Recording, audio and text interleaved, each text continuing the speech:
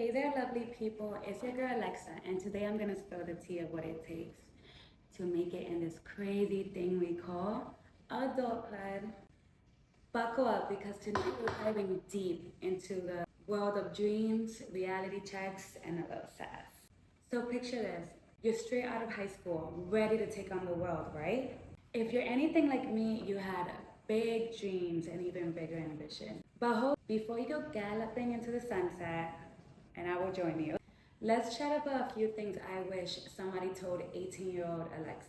First off, planning is key. I mean, who knew that adulthood wasn't all rainbows and butterflies, right?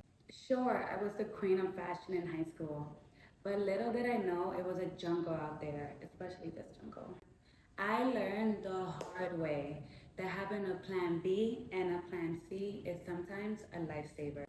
Back in high school, I was a jack of all trades. I loved painting, fashion, dancing, writing, everything. Academics, they were a breeze, but they didn't light my fire up, so I didn't really lean on them. I thought I was so amazing at these things, and that's what I'm gonna do for the rest of my life. And when it came to applying to colleges, I made the rookie mistake of only applying to one school, the number one fashion school in New York.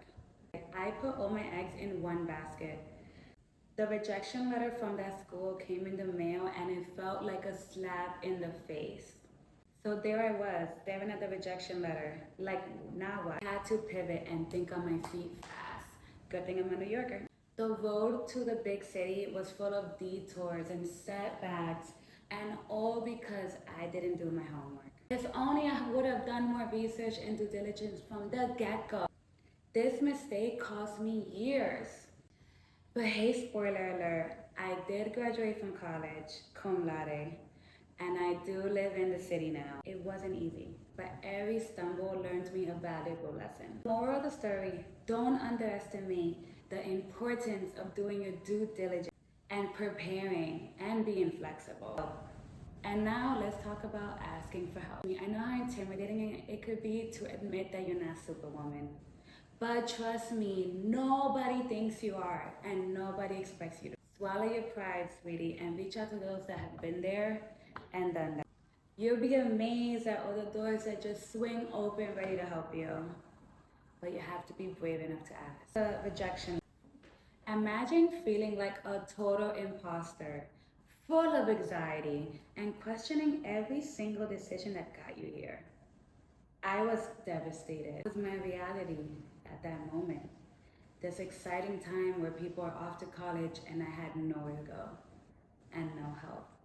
The rejection letter was a constant reminder of my lack of experience, formal education, and credentials outside of my high school portfolio. With no one telling me what to do, I just leaned on what I had for free.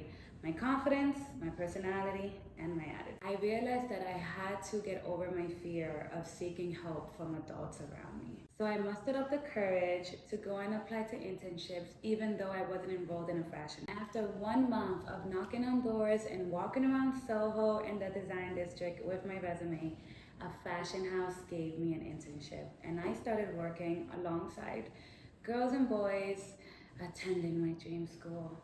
But you know what? It was so good for me because I was able to celebrate them and learn from their experiences in the school. This mindset of asking for help shifted everything for me. It opened up doors I never even knew existed.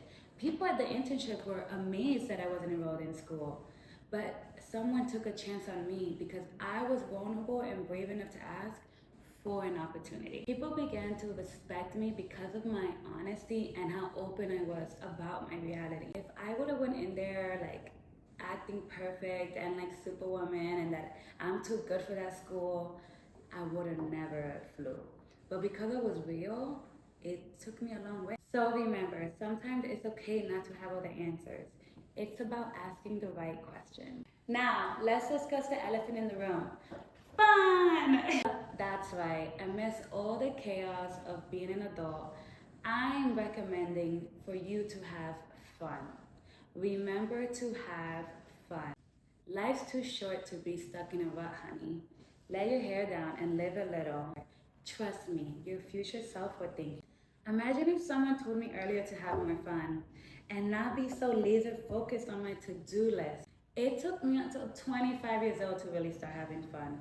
Between the age of 20 to 25, I held multiple jobs at a time just to live in the city. The most expensive city in the world. I love you. And I juggled multiple jobs and everyone around me was doing the same thing. That's why it's called the rat race. City dwellers. Hello. I wish somebody had encouraged me to take a breather. It's like I was addicted to working. Or I wish if someone asked me, Alexa, why are you working so hard? Why? Why? I didn't have kids. I didn't even live alone. I had roommates. I didn't have any big bills. Why was I working myself so hard? Like I had something to prove. Honestly, I wish I would have taken like a year off to travel the world, go backpacking. I wish I would have went and volunteered like in a foreign country.